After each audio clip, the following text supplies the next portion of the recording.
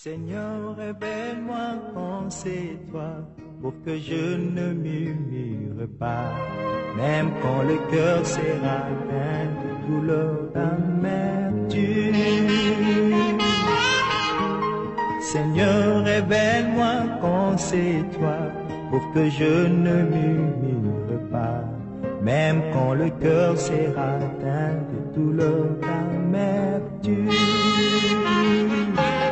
Lorsque je saurai que c'est toi, Jésus, je me contenterai de ma situation, oh Seigneur.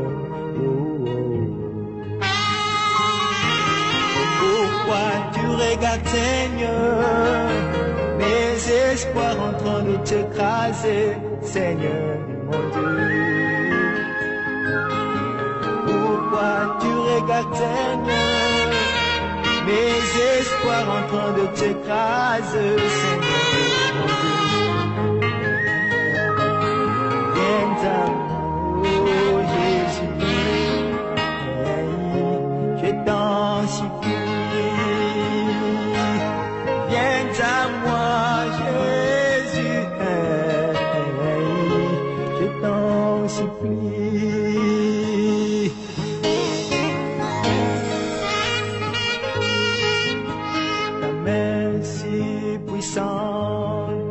De me délivrer, sans si valable, pardonner à mon péché, Jésus. Pourquoi tu regardes, Seigneur, mes espoirs en train de t'écraser, Seigneur, mon Dieu. Pourquoi tu regardes, Seigneur, mes espoirs en train de t'écraser, Seigneur, mon Dieu. Viens à moi, Jésus, je t'en supplie. Viens à moi, Jésus, je t'en supplie.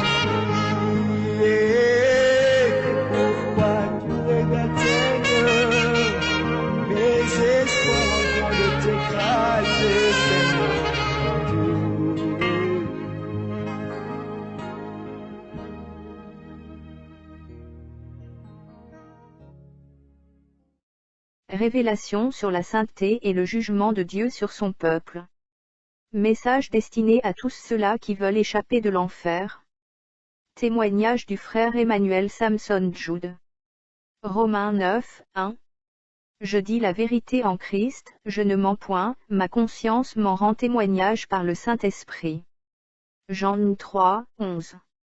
En vérité, je te le dis, nous disons ce que nous savons, et nous rendons témoignage de ce que nous avons vu, et vous ne recevez pas notre témoignage.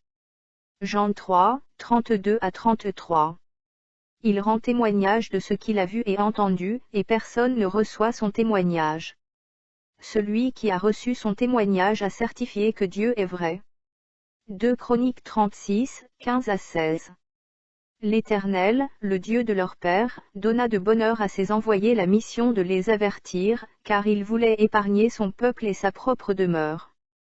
Mais ils se moquèrent des envoyés de Dieu, ils méprisèrent ses paroles, et ils se raillèrent de ses prophètes, jusqu'à ce que la colère de l'Éternel contre son peuple devint sans remède. 1 Thessaloniciens 4, 8. Celui donc qui rejette ses préceptes ne rejette pas un homme, mais Dieu, qui vous a aussi donné son Saint-Esprit. Ce message est prédestiné au monde entier, en particulier à ceux-là qui veulent échapper du jugement de Dieu. C'est pourquoi celui qui rejette les préceptes de Dieu est déjà jugé. Voici ce que dit la Bible à ce sujet. Dans Jean 12, 42 à 50. Cependant, même parmi les chefs, plusieurs crurent en lui, mais, à cause des pharisiens, ils n'en faisaient pas l'aveu, dans la crainte d'être exclus de la synagogue. Car ils aimèrent la gloire des hommes plus que la gloire de Dieu. Or, Jésus s'était écrié, « Celui qui croit en moi croit, non pas en moi, mais en celui qui m'a envoyé, et celui qui me voit, voit celui qui m'a envoyé. » Je suis venu comme une lumière dans le monde, afin que quiconque croit en moi ne demeure pas dans les ténèbres. Si quelqu'un entend mes paroles et ne les garde point, ce n'est pas moi qui le juge, car je suis venu non pour juger le monde, mais pour sauver le monde. Celui qui me rejette et qui ne reçoit pas mes paroles à son juge, la parole que j'ai annoncée, c'est elle qui le jugera au dernier jour. Car je n'ai point parlé de moi-même, mais le Père, qui m'a envoyé, m'a prescrit lui-même ce que je dois dire et annoncer. Et je sais que son commandement est la vie éternelle. C'est pourquoi les choses que je dis, je les dis comme le Père me les a dites. Information personnelle. Je me prénomme Emmanuel Samson Jude, j'ai 19 ans, je suis nigérian, je viens de PAD André. Je rends gloire à l'Éternel parce que sa grâce qu'il m'a accordée m'a mené au ciel et en enfer pour voir ce qui se passe là-bas. Et je ne mérite pas cette grâce. Je prie par la grâce de Dieu sur tout ce que Satan prépare contre nous pour ne pas aller au ciel mais en enfer, ne nous arrive pas, au nom de Jésus-Christ. Le 28 décembre de l'année passée, 2012, j'étais tellement malade si bien que j'allais mourir, mes parents ont dépensé beaucoup d'argent pour moi. Mais la maladie a toujours continué. Quand le docteur m'a fait le test, il a découvert que je n'avais quasiment plus le sang et que j'avais la tuberculose. C'était vraiment une très grande douleur pour mes parents, parce qu'ils n'avaient plus d'argent pour prendre soin de moi. Le sort incontournable de tout homme, la mort, Ecclésiaste 8, 8. Mes parents m'ont donc ramené à la maison pour attendre ma mort. J'étais donc sur mon lit, et mon corps commençait à s'affaiblir pendant que ma mère appelait mon nom. Après elle est partie appeler aussi les voisins et ils ont tous continué à appeler mon nom, parce que je ne parlais plus. Quand j'ai ouvert mes yeux, j'ai remarqué que je n'étais plus sur la terre, mais dans une grande route très bruyante. Et sur cette route-là, j'ai vu un lit. Et je me suis assis sur ce lit, comme si j'attendais quelqu'un qui allait venir. Ma rencontre avec Jésus-Christ dans l'au-delà de la mort, Job 19, 25 à 28, Apocalypse 1 verset 7. Tout soudainement j'ai vu Jésus en train d'arriver, il était très beau et grand de taille, mais avec une expression de colère sur son visage, la face froissée. Et il a pris mes mains, immédiatement il m'a enlevé sur cette route-là.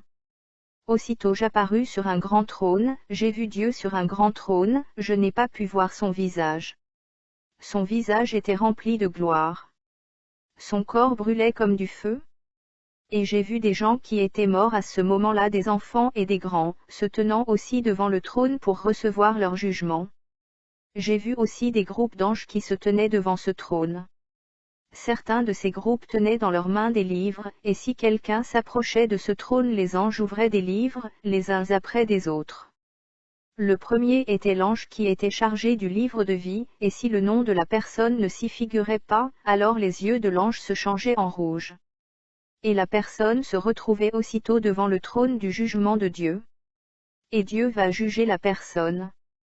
Ce que je considère, ce que beaucoup des gens qui étaient là-bas, je n'ai pas entendu, bienvenue mon serviteur fidèle. Tout ce que j'ai entendu était, loin de moi. Aussitôt un grand vent venait les emporter. Et je commençais à dire en pleurant, Seigneur de grâce, que ta grâce soit sur moi, et pitié de moi, que ta miséricorde soit sur moi, je ne veux pas aller en enfer. Parce que, avant même que la personne essaie de se défendre, le vent l'a déjà emporté. Donc tu ne peux pas même te défendre. Quand ton jugement arrive et que tu veux te défendre, le vent t'emporte. Cela est écrit dans le livre d'Apocalypse, et je vis les morts, les grands et les petits, qui se tenaient devant le trône. Des livres furent ouverts. Et un autre livre fut ouvert, celui qui est le livre de vie. Et les morts furent jugés selon leurs œuvres, d'après ce qui était écrit dans ces livres. Je vous dis la vérité, je vis les petits et les grands, tout le monde était jugé par rapport à ses œuvres, toute personne qu'on trouvait avec l'iniquité, le vent les emportait. Je commençai à pleurer disant, Seigneur, aie pitié de moi, Seigneur, aie pitié de moi. Ma descente en enfer avec Jésus. Aussitôt Jésus-Christ a pris ma main, m'a amené en enfer. Nous avons traversé un tunnel, instantanément nous sommes arrivés dans un endroit qui était rempli de ténèbres, où j'entendais des voix de gens. Ces voix étaient terrifiantes, les gens pleuraient l'eau, donnez-nous à boire, donnez-nous à boire. D'autres disaient, ça chauffe ici, ça chauffe tellement, ça brûle tellement. Et j'ai demandé au Seigneur, Seigneur, où sommes-nous?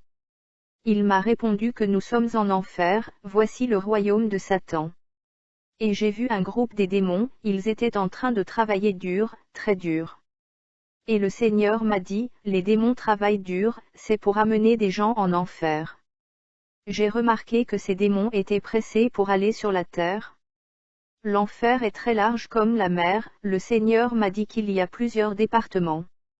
Le premier département était celui des pasteurs, le deuxième département est celui de celles-là qui s'habillent comme des prostituées, le troisième département est celui de ceux-là qui ont entendu parler de Jésus-Christ et qui ont refusé de se repentir, le quatrième est celui des rétrogrades, etc. Quant au département des pasteurs, j'ai vu quelque chose comme une plaque.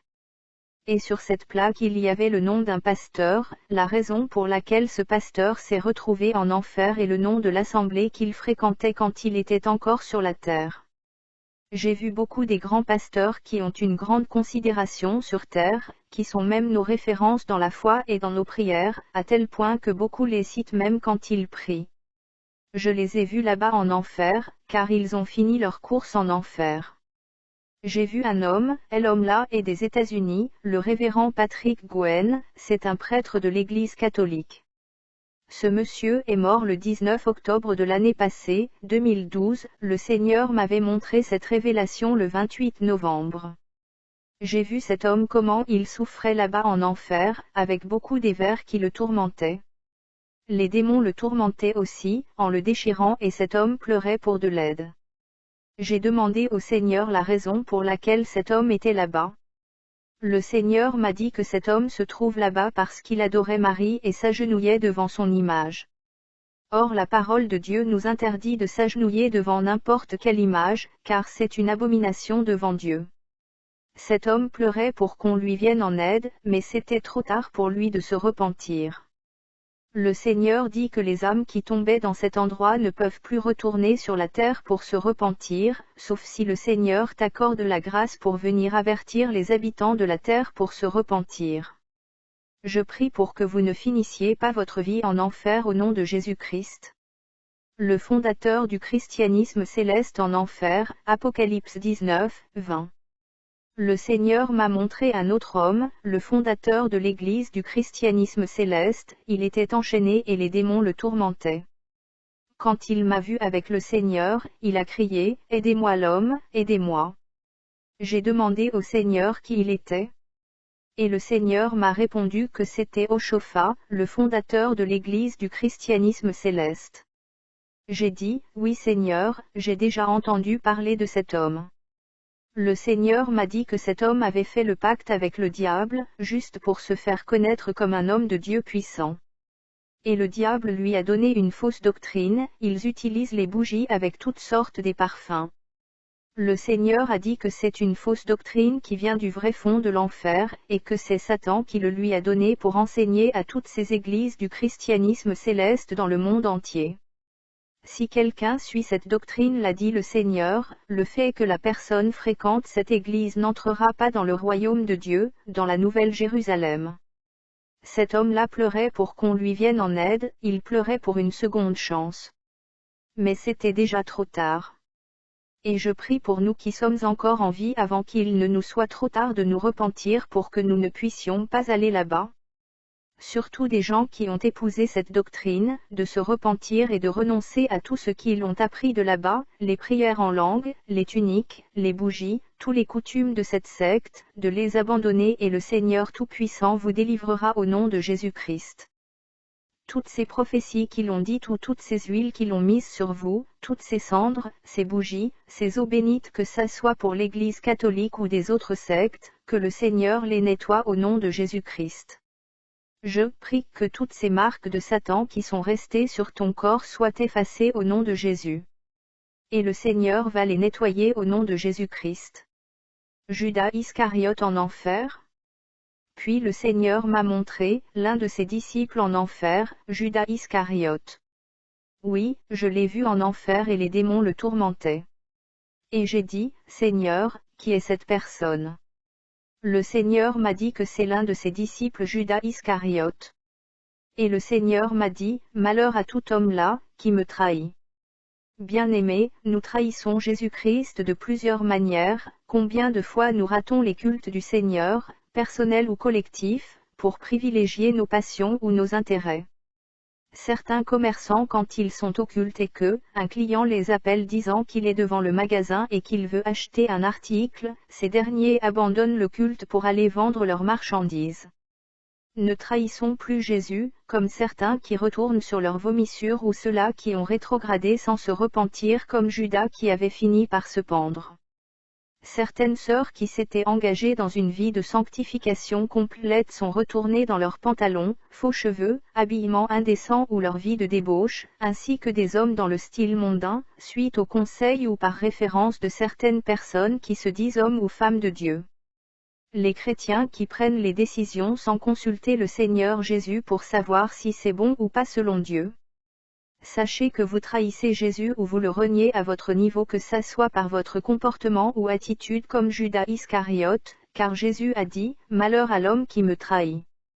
Nous avons encore la grâce de se repentir ici sur terre, car ce n'est plus possible après la mort, mais le jugement.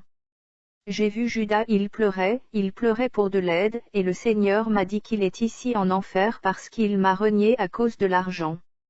Et beaucoup des personnes de nos jours renient le Seigneur Jésus à cause des mariages, de l'argent, des biens matériels, et d'autres partent jusqu'à sacrifier des vies et même leurs âmes ou signer des pactes avec le diable pour obtenir toutes ces choses. Si tu aimes le matériel plus que Jésus-Christ, tu ne seras pas enlevé. L'enlèvement va bientôt se faire, nous devons changer nos vies, obéir à la vérité. Je prie pour cela afin que le Seigneur nous aide au nom de Jésus-Christ. Le Seigneur m'a dit, écoute ce que disent les démons qui tourmentent Judas Iscariote. Ces démons disaient, toi là, tu as renié l'homme juste, le salut là tu ne l'auras jamais. Et Judas disait, pourquoi? Pourquoi? Ainsi les démons le tourmentaient continuellement pendant que Judas pleurait, mais il ne pouvait pas mentionner le nom de Jésus-Christ parce que, s'il le faisait, quelque chose de terrible devait les arriver. C'est pourquoi il ne disait que l'homme juste et d'autres appellations différentes. Bien-aimés, je vous dis que, il y a une puissance dans le nom de Jésus. Ne gardez pas la rancune avec quelqu'un. Si tu as des problèmes, appelle le nom de Jésus qui déplace même les montagnes. Déplacez-les au nom de Jésus-Christ. Après cela, le Seigneur m'a montré ma propre tante en enfer. Son nom c'était Ruth, je l'ai vue, elle était enchaînée et pleurait. Et j'ai posé la question au Seigneur, qui est cette femme-là? Vraiment mes bien-aimés, les tourments de cette femme étaient graves, et je ne peux pas décrire son châtiment. Elle pleurait et le Seigneur m'a dit que c'est ma tante Ruth. Elle était morte il y a longtemps, en plus n'avait jamais cru en Jésus-Christ dans sa vie, voilà pourquoi elle s'est retrouvée en enfer. Elle ne faisait que pleurer, j'ai vu beaucoup des vers sur son corps et les démons qui étaient en train de la découper, mais elle ne peut plus mourir. Chaque chrétien a aussi un département en enfer. Le Seigneur m'a montré mon propre département en enfer. J'ai pleuré en disant au Seigneur, Seigneur, j'évangélise, je vais à l'église, je jeûne, je prie, et pourquoi y a-t-il mon département ici en enfer? Le Seigneur m'a répondu, tu as aussi un autre département au ciel, mais tu dois choisir un. Soit l'enfer ou le paradis. Laissez-moi vous dire que toute personne qui sert le Seigneur a un département au ciel et un autre en enfer, vous allez choisir un. Vous le confesserez vous-même par vos propres bouches que vous n'irez pas en enfer. Est-ce que vous le confirmez par vos actes, vos langages, vos comportements et attitudes de tous les jours? Nous devons examiner nos vies tous les jours, chaque seconde, pour ne pas finir la course en enfer. Pour échapper du trou de l'enfer, le Seigneur nous donne vraiment la grâce aujourd'hui, en écoutant de tels témoignages. Préparons-nous en nous détournant de l'injustice, du péché. Car la Bible dit, ne touchez rien d'impur. Toi que le Seigneur utilise, tu es le temple du Saint-Esprit, le temple de Dieu. Si l'iniquité se trouve en toi, je le te dis que l'enfer te guette. Et je prie au nom de Jésus-Christ afin que le Seigneur nous détourne par sa grâce de nos mauvaises œuvres pour ne pas aller en enfer. Et que le ciel soit notre demeure au nom de Jésus-Christ.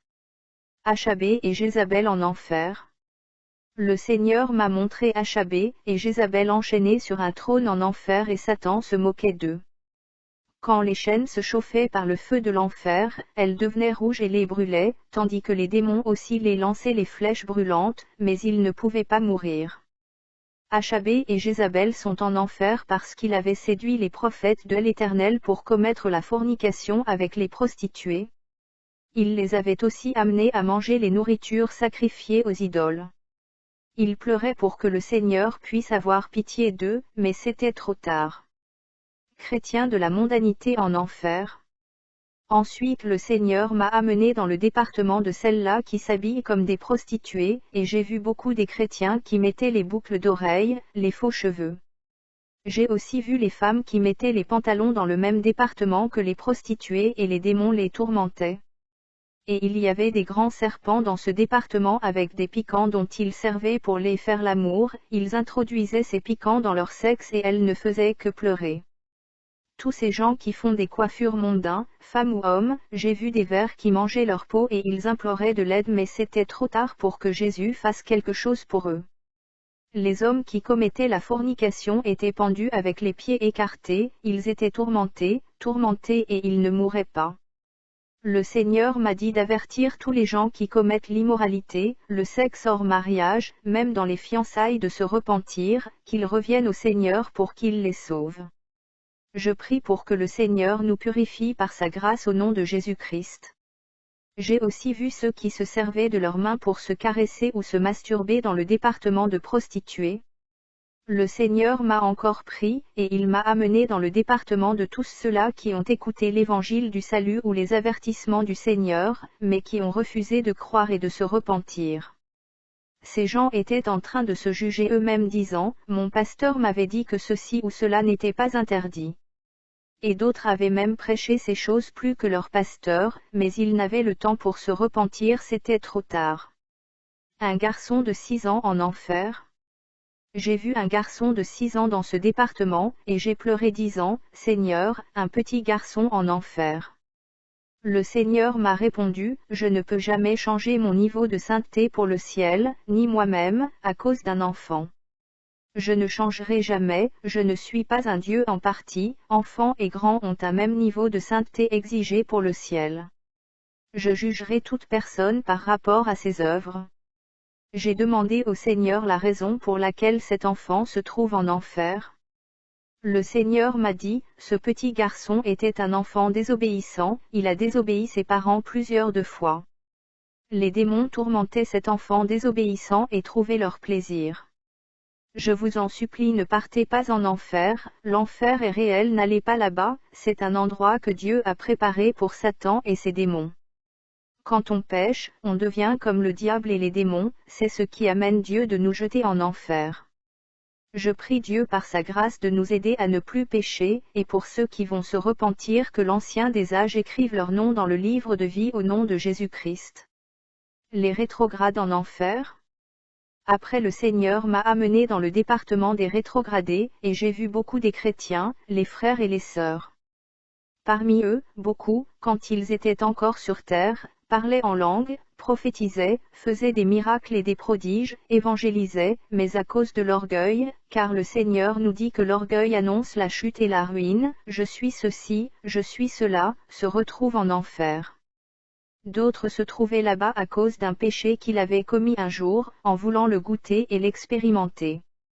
Le seul jour qu'il avait péché ainsi, c'est ce jour-là qu'il était mort sans avoir l'occasion de se repentir, ce qui les a amenés en enfer. Que le Seigneur nous garde saints, sans tache pour le ciel au nom de Jésus. Il y avait un frère dans ce département qui criait disant, « Ô Dieu, aie pitié de moi Seigneur, aie pitié. » Les démons l'ont dit, « Tais-toi. Ferme ta bouche, tu dis quoi là ?»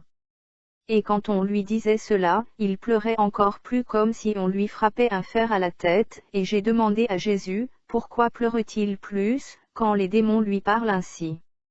Le Seigneur m'a répondu, quand les démons lui parlent ainsi, alors la douleur augmente plus, comme si on le frappait le fer sur la tête. Les démons lui disaient, tu pleures quoi? N'as-tu pas eu l'occasion pour te repentir? Combien de fois on t'a parlé de te repentir? Ferme ta bouche, il n'y a plus la repentance ici. C'était trop tard pour lui. Ces démons connaissent la vérité, quand nous sommes sur terre ils nous empêchent de la comprendre pour qu'on ne puisse pas se repentir. Ils nous endurcissent les cœurs et nous amènent à raisonner contre la vérité, et quand on arrive en enfer ce sont eux qui nous le rappellent disant, n'as-tu pas écouté la vérité sur terre? Pourquoi ne t'es-tu pas repenti? Dieu va juger tous les secrets des hommes, prions pour que le Seigneur nous fasse grâce de renoncer à tout ce qui peut nous entraîner en enfer au nom de Jésus. Le trône de Satan. Le Seigneur m'a enlevé là-bas, et m'a amené là où se trouvait le trône de Satan. J'ai vu Satan de mes propres yeux sur son trône. Immédiatement quand Satan m'a vu, il a crié mon nom, toi là, tu es ici pour aller dévoiler mon secret, et je ne te permettrai pas que tu puisses le dire à quelqu'un, je veux tout faire pour te stopper. Le Seigneur m'a dit, n'aie pas peur, parce que je suis avec toi, je veux te protéger. Le Seigneur a fait en sorte qu'on puisse rester invisible devant Satan, et il ne pouvait plus nous voir. Laissez-moi vous dire que Satan ne connaît pas les secrets de nos cœurs. Satan ne connaît pas ce que tu médites dans ton cœur, mais il peut te sonder en te suggérant ses pensées ou te tenter soit en te glissant certaines de ses pensées pour connaître ce qui se cache dans ton cœur. Une fois quand tu dis ça avec ta bouche, alors Satan saura ce que tu étais en train de penser. Que les montagnes de péché que nous avons soient détruites au nom de Jésus. Je disais dans mon cœur, comment cela est-il possible que tout ne soit pas visible à Satan? Mais pour Jésus, c'était comme si je le disais à haute voix. Et le Seigneur m'a dit, mon fils tu n'as jamais donc cru à ma parole. Ok? Suis-moi. Le Seigneur m'a amené donc derrière le trône de Satan et il m'a dit, mon fils, appelle mon nom.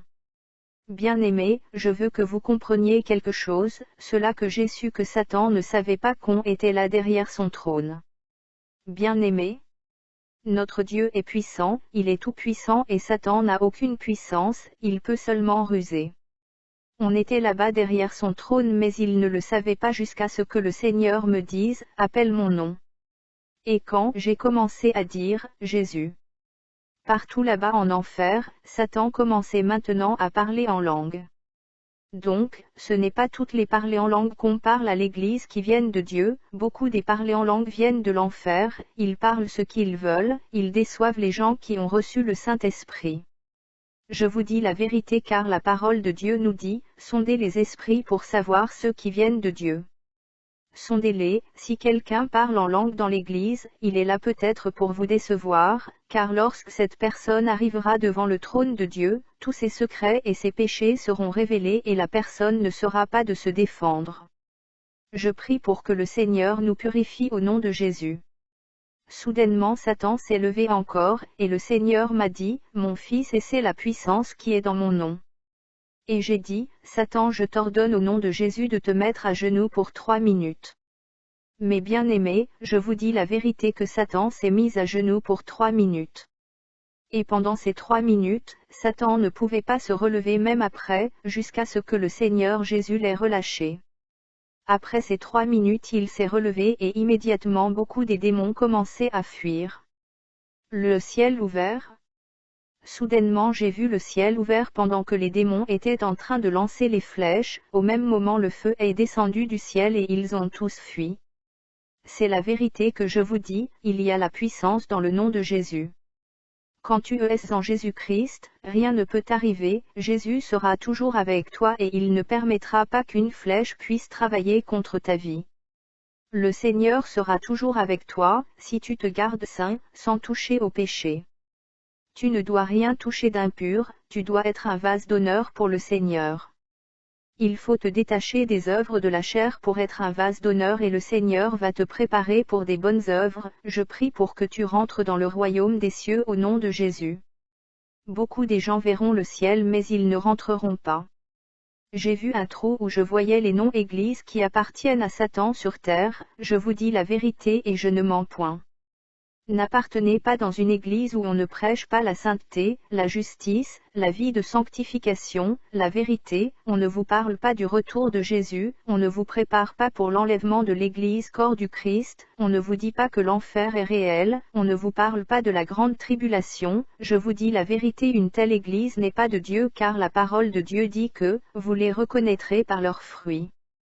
Satan a jeté les flèches dans les églises pour que la vraie doctrine, la vérité pure ne soit pas prêchée, pour que les chrétiens s'assoupissent et dorment dans un profond sommeil qui les conduira en enfer avec une illusion d'hériter le paradis et deviennent de paresseux.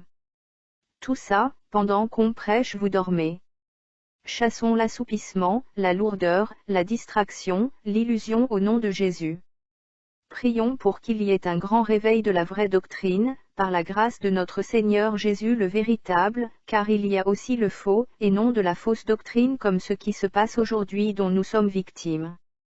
Il faut que la vraie doctrine triomphe, et Jésus m'a dit que nous pouvons triompher qu'en mettant son armure, ainsi nous vaincrons les méchants et le monde. Les chrétiens qui défendent le diable, Jean 8, 44, Jérémie 23, 14, Exode 33, 3 à 6. Le Seigneur m'a aussi dit que beaucoup des chrétiens soutiennent Satan. Je lui ai dit, Seigneur, comment cela est-il possible que les chrétiens qui combattent le diable puissent encore le défendre? Jésus m'a dit, j'ai averti mon peuple, je les ai avertis en maintes fois, j'ai averti les femmes de ne pas mettre les boucles, les faux cheveux, les pantalons, les maquillages sur le visage. Si un pasteur dit que c'est faux, ce pasteur est en train de défendre Satan et contribue à l'avancement de son royaume, le royaume des ténèbres. En enfer à cause de l'amertume. Le Seigneur m'a aussi montré un frère en enfer qui était là-bas parce qu'il avait l'amertume dans le cœur, il avait des rancunes contre un autre frère dans l'église. Ce frère-là, tout le temps quand il se mettait à genoux pour prier, il y avait des confusions dans le monde des ténèbres, il priait beaucoup, il était fervent dans la prière à cause de l'amertume qu'il a eue dans le cœur contre un autre frère que Dieu utilisait puissamment dans beaucoup de miracles, tels que la guérison des aveugles, de boiteux par imposition des mains. Suite à une jalousie, ce frère lui a gardé rancune et a eu un accident de voiture, mais le Seigneur n'a pas permis qu'il meure sur le champ. Donc on lui a amené à l'hôpital et le docteur a appelé l'église pour leur dire que l'un de leurs membres est à l'hôpital. Quand le pasteur est arrivé là-bas avec le frère qui a les dons de miracle, immédiatement le frère qui avait eu l'accident, en voyant le frère qui a les dons de miracle, sa rancune a augmenté en l'entraînant à la mort d'où il s'est retrouvé en enfer. Il a fini sa vie en enfer à cause de la rancune. Je prie que le Seigneur nous aide et nous soutienne dans tous les domaines où Satan nous a capturés, je déclare la liberté au nom de Jésus dans ta vie. Les démons enchaînés en enfer qui seront relâchés après l'enlèvement, Jude 6. Ensuite le Seigneur m'a enlevé de là et m'a amené dans une grande salle. Dans la salle là, j'ai vu plusieurs démons qui étaient enchaînés. Le Seigneur m'a dit que ces démons ont été enchaînés depuis leur chute, ils sont préservés pour le jugement. Le Seigneur m'a montré ces démons-là, il m'a dit qu'ils seront relâchés après l'enlèvement. Ce sont eux qui forceront de gens à prendre la marque de la bête.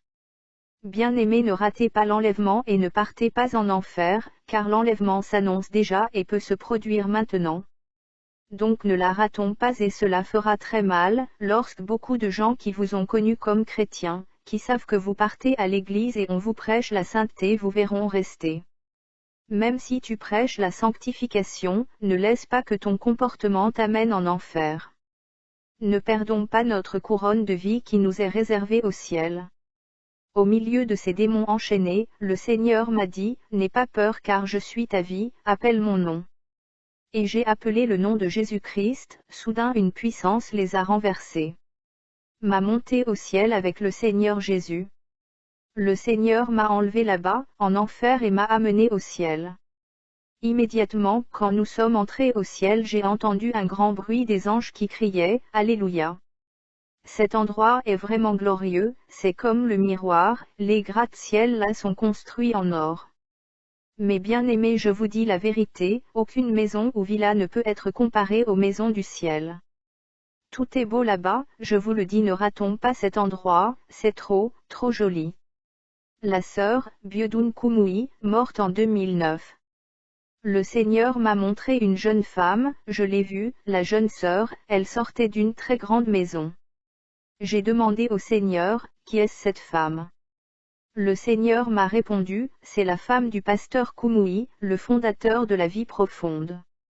Je l'ai vue dans les cieux, elle sortait d'une grande maison, elle ressemble à une jeune personne, très jeune, j'étais content parce que la gloire de Dieu était sur elle. Sa beauté terrestre avait disparu pour faire place à la beauté céleste. Je vous dis la vérité, vous qui cherchez à vous embellir, en mettant tous ces bijoux et d'autres choses, je vous le dis, vous êtes en train de détruire votre beauté céleste que Dieu nous a réservée en Christ. C'est mieux de se purifier davantage, l'intérieur et l'extérieur comme la Bible nous le demande. Cette sœur avait une telle belle maison parce qu'elle aimait évangéliser quand elle était sur la terre. Si tu gagnes des âmes, tu es en train d'augmenter ta récompense au ciel. La maison de cette femme était très grande. Le Seigneur m'a dit, ce sont la multitude de ses œuvres qui ont permis de construire une telle maison. Le Seigneur m'a montré la préparation de l'enlèvement. Tout est prêt, le Seigneur attend seulement l'ordre de son Père, les anges sont déjà avec leurs trompettes, la porte de la grâce va bientôt s'effermer. J'ai vu aussi un autre chemin où les parents tenaient les mains de leurs enfants et ils avaient des fardeaux sur leur tête, au lieu de déposer leurs fardeaux ils avançaient vers l'enfer. Ils peuvent rentrer au ciel si seulement s'ils se repentent sur terre et ces fardeaux leur seront enlevés. Je rends gloire à l'Éternel pour toutes ces révélations qu'il nous donne afin que la plupart se repentent de leurs mauvaises œuvres. Je prie que Dieu nous fasse grâce pour que nos cœurs ne s'endurcissent pas contre toutes ces précieuses révélations.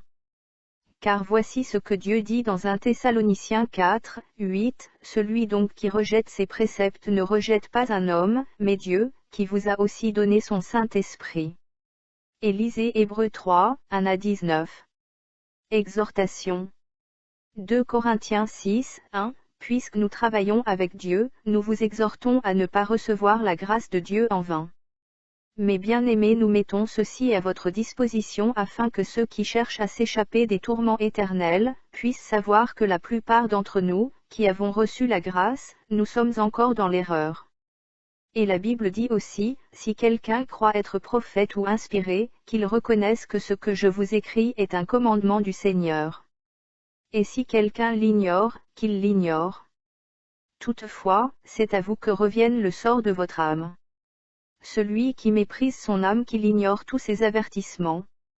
Mais que celui qui aime son âme, agisse comme Daniel qui après avoir lu les révélations de Jérémie a jeûné pour que Dieu lui révélasse la véracité des visions du prophète des Lamentations, Jérémie.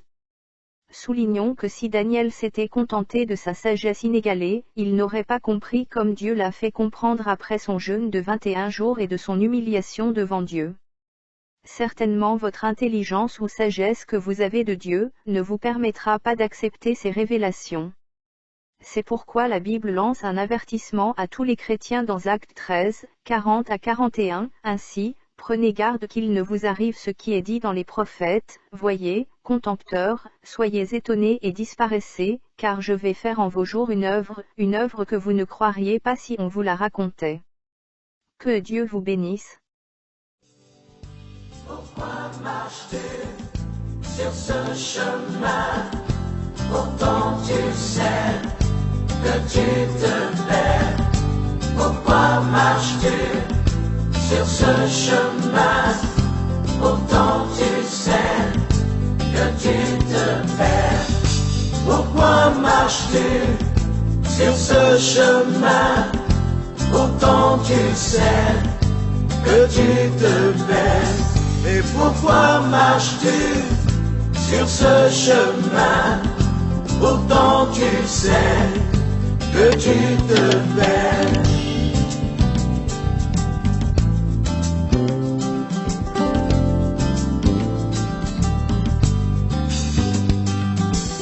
N'entends-tu pas la voix du Père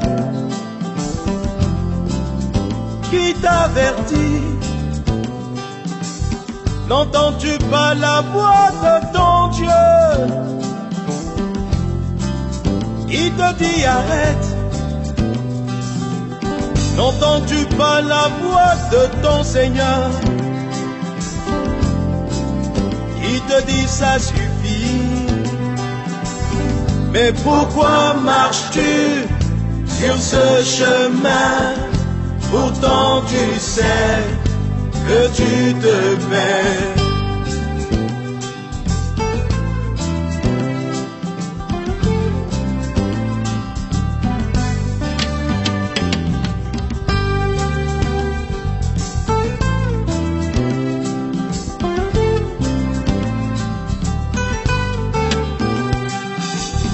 Mais pourquoi marches-tu sur ce chemin? Pourtant tu sais que tu te perds. Tu sais bien que tu t'éloignes. Mais pourquoi persistes-tu? Qu'espères-tu avoir dans ces choses qui ne font que te perdre? Pourquoi continuer à te mentir? Tu ne peux tromper personne. Oh, oh. Reviens à ton Seigneur, Prends la bonne décision. reviens à lui. Pendant qu'il est encore temps, des jours viendront où ce sera trop tard. Ce monde s'enfonce de plus en plus, mais toi ne le suis pas, mais plutôt relève-toi. Oh, oh.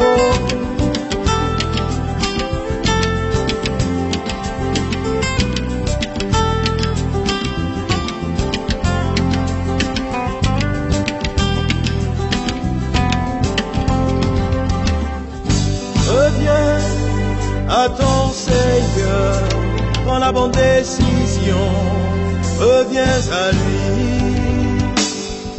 Pendant qu'il est encore temps, des jours viendront où ce sera trop tard. Pendant qu'il est encore temps, des jours viendront où ce sera trop tard. Pendant qu'il est encore temps, des jours viendront où ce sera trop tard. Pendant qu'il est encore temps, Des jours viendront où ce sera trop tard.